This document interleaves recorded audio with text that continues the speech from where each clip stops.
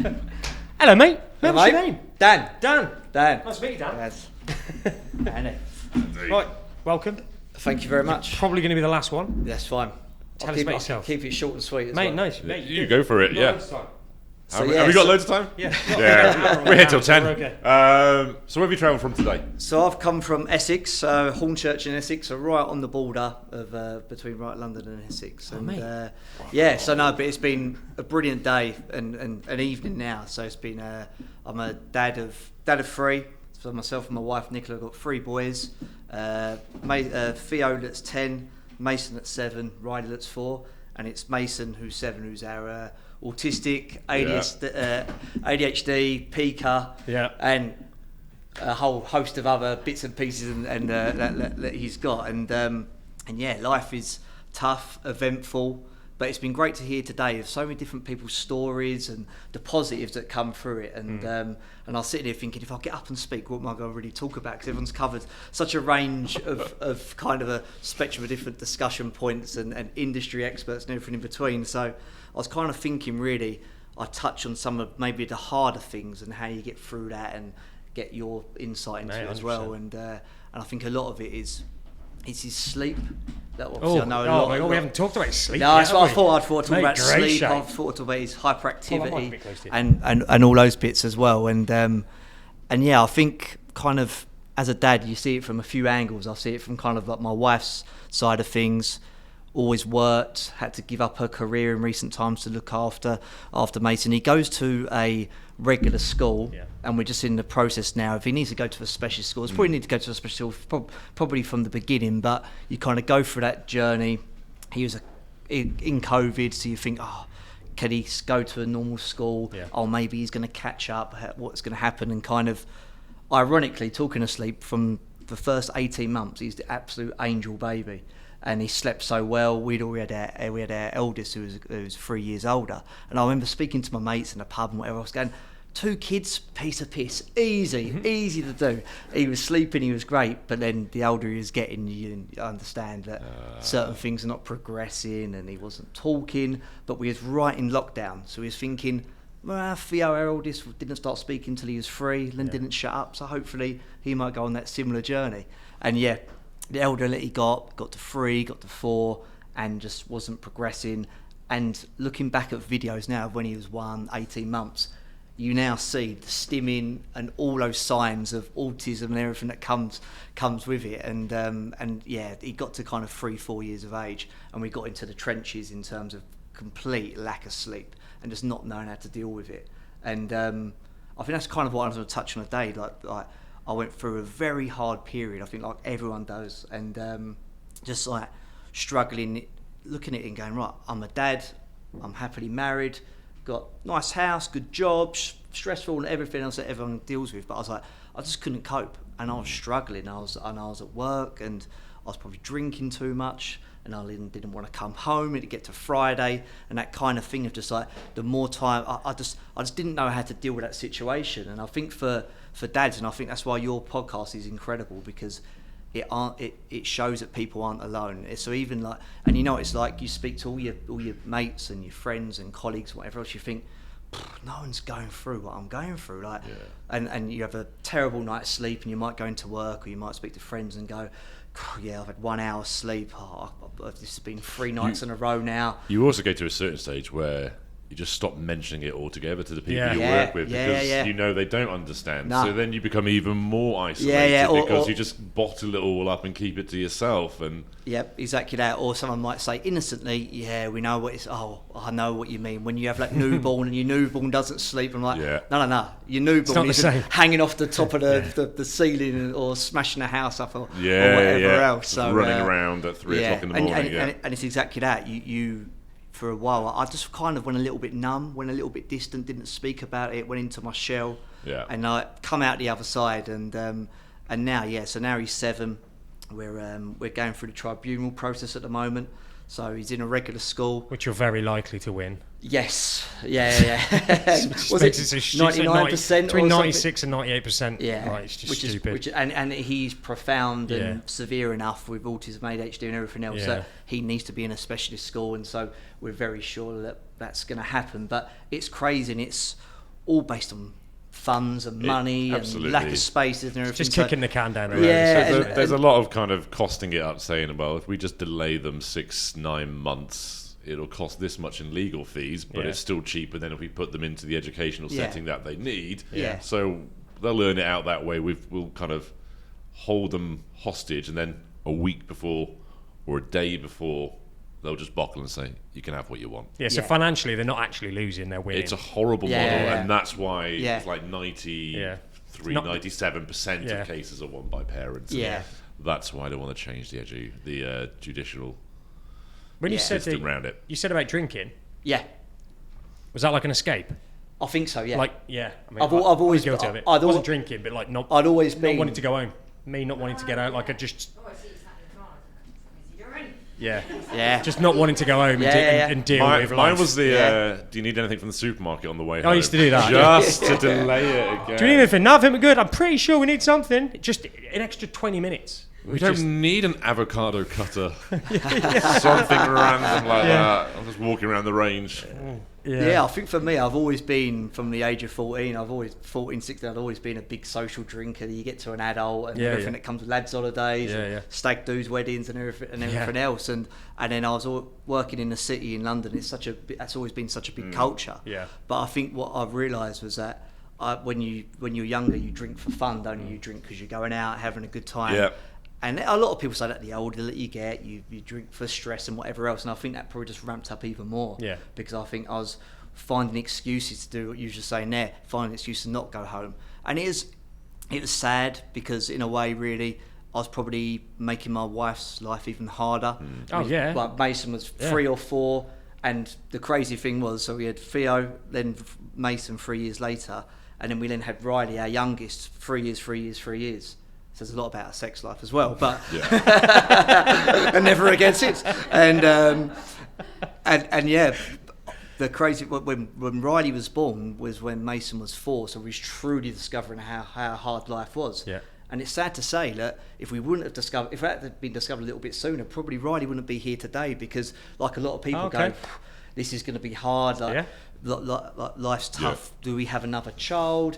Not for exact reason, but just like life is tough now. If we throw another child into the mix, how hard it's going to get. And I think at that stage then she had kind of a newborn baby, Mason as 3 and Theo at 6 over the time, and it's just that was probably when I was at my worst in terms of just completely lost. And I've done a football injury. I ruptured my Achilles tendon playing a charity football match, and for a time, probably for about 3-6 months, I think I was completely lost. Didn't know how to handle the situation. Didn't know how to almost be an adult and a dad, let alone a dad of a kid that needs all our attention. And also a partner as well. Exactly that. So it kind of took a year or so to get back out of that, in terms of just like getting my responsibilities right. And I think probably a lot of blokes go through that in life, don't they? You have kids and you think, wow, I've got to grow up a bit now and do it. And it probably took me a little bit longer with that added stress like of life. Peter Pan, aren't we? Yeah, exactly. So what got you through that then, to the other side? What made you go, do you know what, I'm putting that down, something's got to change? Yeah, I think it was just like I come home, I'd had far too much to drink, we had a big row, and I think it's that case of it opened my eyes to it, and I was like, right, if I don't change now, who knows what life's going to be like further down the line. And I think, just stop drinking for a bit, and just like, I think my mentality just changed. And I think I saw a lot of my friends that just had neurotypical kids, but they changed over time, and I think for me that change come a bit later down the line. And it just it was a flick of a switch, and I was like, no, I need to change my ways now, and trying to I always wanted to be the last one out, the last one in the pub, and I was doing that more probably in the later years, because I couldn't face what was at home. Not that I was a bad dad or a bad husband, but I just weren't geared up for that situation. And I'm not saying I'm perfect now, like all of us. You shout and scream at the kids, and it's hard because I think a few people have mentioned, especially when you've got other children as well, and so the other two, the older and the younger, are neurotypical, you feel guilty all round. You feel guilty because you don't spend enough time with them, because your neurodiverse child sometimes will need more of your time, physically, mentally, and everything that comes with it. Then you feel guilty because or then you feel guilty the other way if you're then doing stuff with the kids, but then Mason maybe can't do that.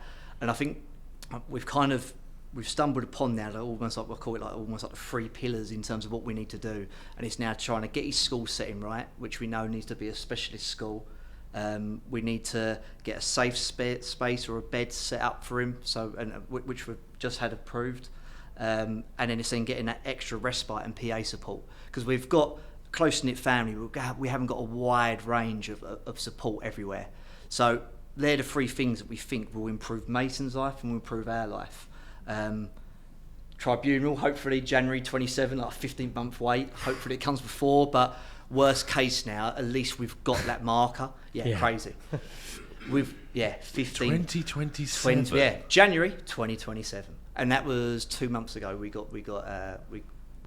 So we went to panel.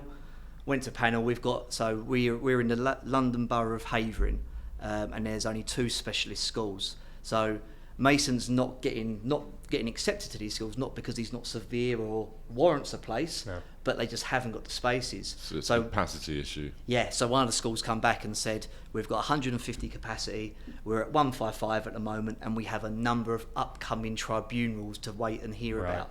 So going back to what you were saying before, it's almost a conveyor belt. They can't say yes to him because they've got another 10 kids that are going to get accepted, and they're already oversubscribed. There's a new school that's been spoke about that's maybe, I think the government or local authority have said 3 years. So maybe give it 6, I might be ready, or who knows, they might actually get it done in 3. But where kind of we are, that's the biggest problem, is the lack of spaces. Yeah. You can't imagine like a borough of London and the capacity for a special education set is 150. I know. And the population, I know it's only a borough, but like the population of London as a whole, It's dense. is bigger than some European countries. Yeah. So, sleep. Oh yeah. And ironically, coming here today, his sleep at the moment is probably the best it's ever been. And what is since that? he's a baby? What's the best? The best is kind of 10, 11 at night till 6 in the morning. Okay. But straight, solid. Solid. Okay. But I'd take that. Everything you've said about Lydia on the podcast, and we still go through it now, it's like you're talking about my child just 3 years ago. Yeah. And he once he hit 3-4 years of age, and even now we go through it a lot, but a typical bad to medium night would be 1 hour sleep. Yeah. A typical night could be maybe 3 to 4 hours sleep. The amount of times basically what happens is once Nick had to give up her work, get redundancy luckily, and give up and concentrate full time, he goes to school, but obviously everything else that comes with it, she will normally do the bad nights during the week, and I'll then take over at the weekend. Yeah. So she can recoup. Yeah. So, but if he does 2-3 bad nights in a row, you got to jump in. Yeah. I call him like it's like I don't know if everyone else feels like this. It's like having like the world's worst broken alarm clock in your house. Yeah. And even on a night that he does sleep, you're going to sleep thinking, is he going to sleep tonight? Yeah. See, I have this conversation. Yeah, I recognise this conversation is that she'll drop off, and I'll just be like, she'll be up at 1, won't she? She'll be up at 1. Yep. And you're just like looking at the clock going, well, I need to do this. I want to do something for me, or whatever the case. And then they don't wake up at 1 o'clock, but then your body system just wakes up anyway to check on them. Yeah. Because they're supposed to be awake. Yeah. And you nip in there and they're just fast asleep. Yeah. Shit. Yeah. And then you get your head down, 45 minutes later, they're awake. Yeah. And it's like, I think that's the hardest thing. We feel like you can never switch off. Yeah. So you said it's like there's no rhyme or rhythm to like the sleep that Lydia has. Yeah, just like, you can't plan for it. That for me, if I knew I was only going to get 3 hours of sleep a night, okay, I know I'm only going to get 3 hours of sleep. Or like it's you said the not there, knowing. You might get a full night, you might get half hour. Like what you just said there is like, if it was 10 till 6 or 10 till 4, you go, I know. Yeah. I can work around it's that the not now. knowing. Yeah. It's like the fact that she can fall asleep at 7. Yeah. And then, all right, okay then. Turn everything off now. Like watch maybe something on YouTube, maybe like the Autism Dadcast or something like that. And then that is good. Yeah, it's good. I recommend it. And then at 10 p.m, I'll be going right. I'm getting ready for bed. Yeah. She'll wake up. Yeah, that was the best analogy I had for it. The best way that I could try and understand what it's like was I said in the military, in basic training. Yes, getting bugged out. Yeah, I remember you saying that. Getting bugged out.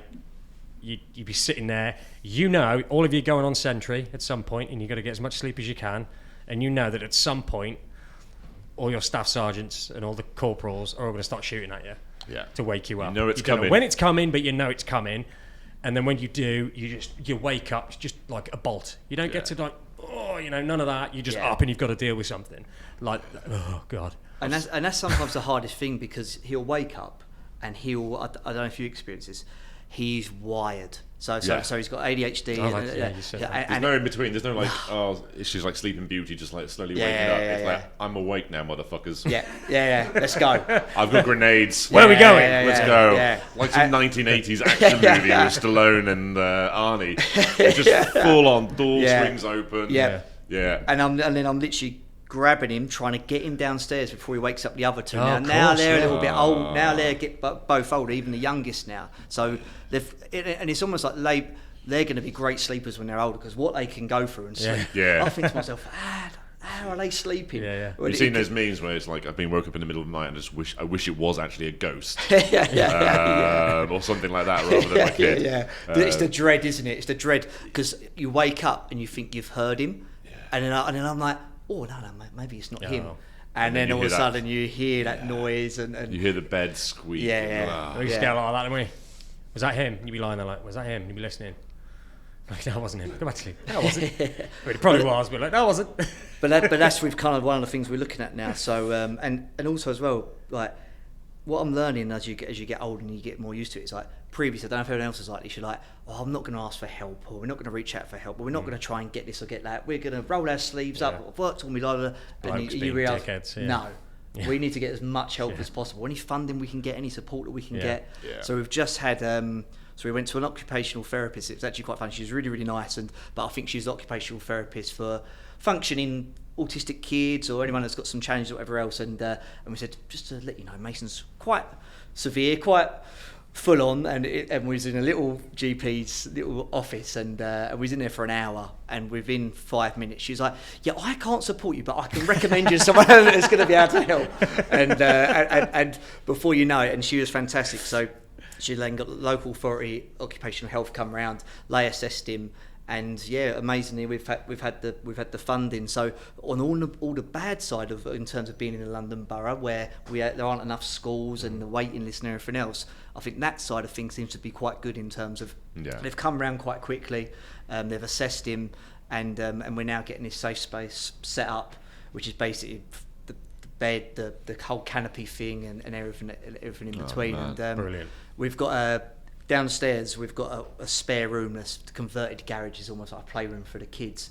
And my eldest have always been a big thing of like, he's got a PlayStation, but I don't want it in his room. You see kids that spend too much time on it or whatever else, but we're almost now having to admit defeat and go, well, do you know what, if he has that space upstairs, or he's got his room, so Mason's now going to have downstairs, and he's going to have that room as his dedicated room for maybe just the day as well, because the house has been smashed up. My poor wife, in terms of just like the settee, we've gone through obviously all the smearing episodes of poo and everything over the years, and there is progression. And I think for people who've got kids that are younger, like you do see progression. He has progressed massively for all the hard side of it, in terms of the non-verbal side and the hygiene and smashing up the house. But he goes through a phase at the moment, he's smashing up iPads. But I think a lot of that is frustration, because he's getting older, his understanding's getting better, he's maybe developing, and he's frustrated that he can't do certain things.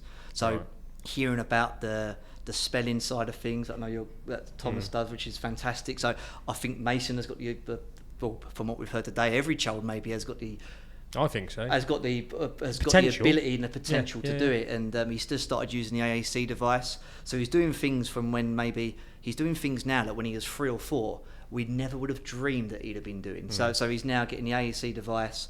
He'll go to the kitchen, he'll press topics, and he'll go to fruit, and he'll select the fruit that he wants. And he was selecting donuts the other day, and we was like, Mace, we ain't got any donuts. And we worked out what he wanted was party rings, but because there was not party rings on the AAC device, he can't select it. So but he's got the intelligence to know that looks like a party ring. That'll do. Why are my mum and dad stupid? Why are they not recognising this? You guys are stupid for not recognising it. Exactly. So we are really hopeful of the future. Man, we good. do really struggle in terms of his hyperactivity, his ADHD. We did get prescribed ADHD medication a year or so ago now, and we tried it and it got it into a formula, gave it to him, but it went too far. So it went from being flying around the house a million miles an hour to almost a vegetable, like sitting in a chair, nothing. Oh, it's hard. And we're just like, for us, it didn't work. Yeah.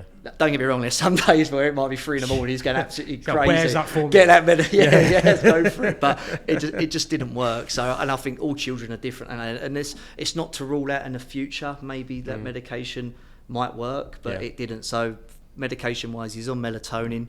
Typically, it works. He's prescribed it Sunday to Thursday. So his paediatrician said that he should only have it on school nights, so he doesn't wean himself off it too much or has to go too high off the dose. And it typically works. If we give it to him, we try and get the other 2 up to bed first, try and settle him down as best as we can by about 9. Some nights he'll be tired-ish and it'll work after 30 minutes, an hour, but then we give it half hour, and then we then have to carry him up the stairs to get him up to bed. But that's only going to happen for so long. I'm not here, I'm not at home tonight, so my wife has now got to do that job, and he's getting bigger and bigger. And of all the 3 kids, typically he's going to be the one who's like 6'2", and the other 2 are going to be 5'8", whatever I am, like me. So it's typical. He'd be the tallest, the strongest. So it's a crazy journey. But I think what you guys have created has been fantastic. Like, Thank you, mate. Come up from Essex to come and see this today. Yeah, mate, I appreciate that, because mate. for me, it shows though, doesn't it? Because there's not, like, you've had people travel from far and wide today, and I think it's a great community, and I think it's for people to realise that you aren't alone. That you and don't get me wrong, it's only this morning or yesterday I'm having a meltdown, going, how can I carry on like this? Life's so tough. Yeah, it's mad, isn't it? You Thank, still have those moments. But thank God you can sometimes go to sleep and get a decent night's sleep and wake up the next day and go, no, roll my sleeves up. He needs us, and that's without that whole, probably something that the last one that I like that you guys bring up is that kind of that fear that we have for when you've got a profound child that is always probably going to need adult supervision, support and guidance. Is what happens when we're not here. That's the crazy thing, isn't it? That kind of you comprehend a little bit, but you don't think about too much. But maybe we do need to start thinking about that a little bit more, and what life will be like. And so it's tough.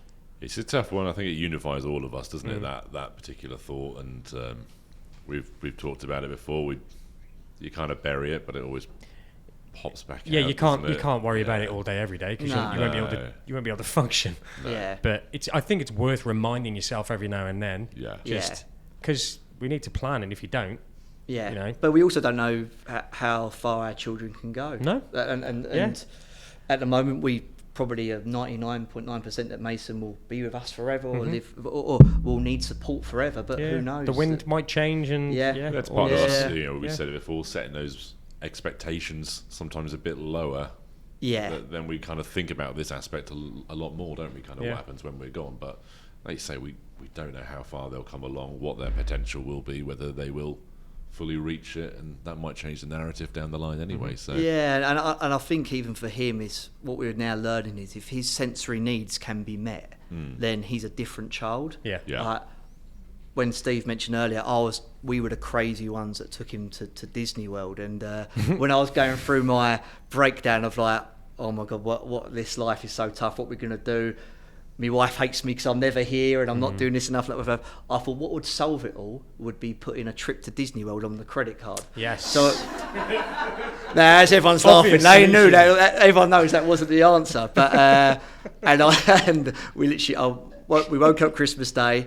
I said to my wife, I'm terrible at getting Christmas presents. Leave it to the last minute like most blokes do.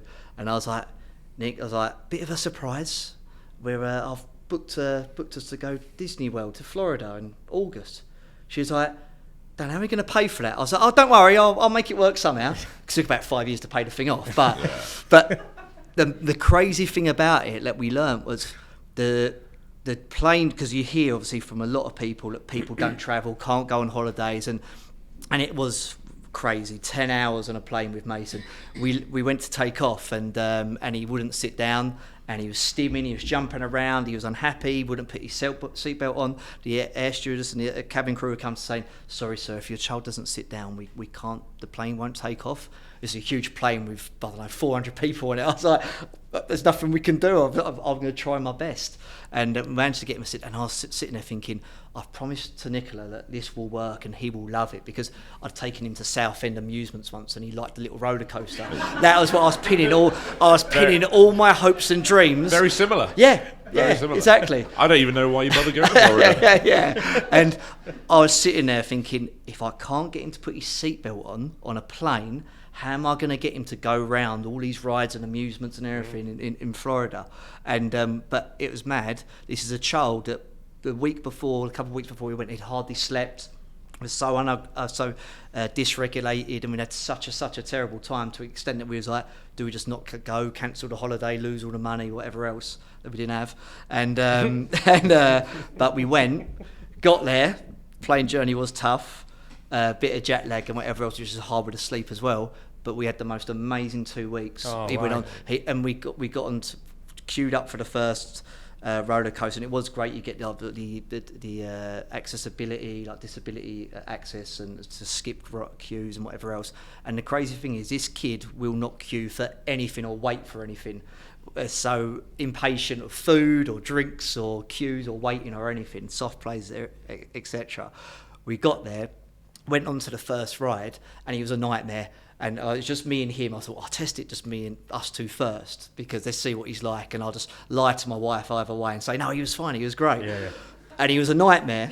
But then as soon as we got to the front, and then we went on the ride, and he absolutely loved it. And it was like one of the most amazing moments ever. Like, he was stimming away, the joy that he got, and kind of the sensory overload that he got regulated him. It was just incredible. Right. So then we went to the next ride. So that first ride regulated him for the rest of it. And then literally 10 minutes, half hour later, we went to the next ride, and even with the disability access lane, there was still a bit of a queue. So it was a big ride, so you still might have queued for 20 minutes, where it would have been an hour and 20 in a normal. That's because everyone's getting diagnosed. Exactly. Everyone wants a label. Sneeze twice, get a label. Skip the queues. But yeah, it was almost so, because he knew, and this showed his intelligence and showed exactly what we've all been saying today. He understood then, my dad's taking me on another ride. All right, I might have to queue a little bit, but I know what I'm going to get out the end of it. Yeah. And then we had 2 amazing weeks. He slept every night. He was so engaged. He was so regulated, and it was a game changer. And for you've learned something massive there at the time, wasn't it? That the majority of this is down to dysregulation. If we can give him what he needs. Yeah. And before we went, I've just learned that potentially about Thomas. Is you just kind of think, oh wow, how many situations where he just isn't getting the thing his body and mind needs to help him sail through everything else afterwards, like even queuing. Like, that's brilliant. I know, and it just shows, and it is mad. We got home, and then within 2-3 weeks we was back into the old world. So, of course, moral of the story is either become a billionaire or move to Florida. Live in Disney World. Yeah. Moral of the story, move to Florida. Yeah. But no, it was a real eye opener, and I think exactly like you just said, it shows that if he has the right settings and the right support network, and then Mason can thrive, and he can do so much. It's just how you get that within day-to-day life. Yeah. That's the hardest thing of what we all go through, because you can do one of those holidays once a blue moon, or something not as extravagant and big once a year if possible, but it's just trying to find how you do that in day-to-day life. And summer's not as bad. You can get them out in the garden and trampolines and whatever else. But it's just this time of year is the hardest, isn't it, in terms of Christmas coming up, and like you've been saying to everyone, what does Christmas look like? Christmas is great because I won't be working. I have a nice break, and I could be there to support and spend that dedicated time with the kids, all 3 of the kids, in all the different ways of how I'll be playing with them and stuff. But then it's that hard thing of like, right, some mornings you just don't work. Some mornings you want to get up and you just want to lay about and do nothing. Yeah. You don't, like everyone, like, okay, the best thing for me to do would be get up, get Mason out the door, take him to the park, do this, do that. Some days you all just want to lie there and not do anything, don't you? It's just, and it's hard to. It's the relentless nature of being a dad, a mum, a brother, a sister. It is. This is relentless. This life is relentless. Everything's about them. Yeah. So, but there's hope, and I think as we move through these next few years, I think it's probably going to get harder, which I'm sure other people that have got older kids will tell me it gets even harder in ways. Because the same way I'd say as he's 7 now, I'd say he's much harder now than when he was 3 or 4. But then you then get the magic of things that he does that he didn't do when he was a few years younger. So I'm sure it's going to get harder, but it's nice that there's support networks and people like yourselves out there that are doing so much for the community. So you nearly didn't guys, come up. Thank you very much. You nearly didn't come up and say anything. Thank you, mate. Thank you very much. Cheers, guys. Thank you. Cheers, buddy. Oh. Mate, you nearly didn't say anything. I'm so glad you did. It's the most quiet I've ever been in my life. Mate, you got such a good outlook on life as well, mate. I know, thank you.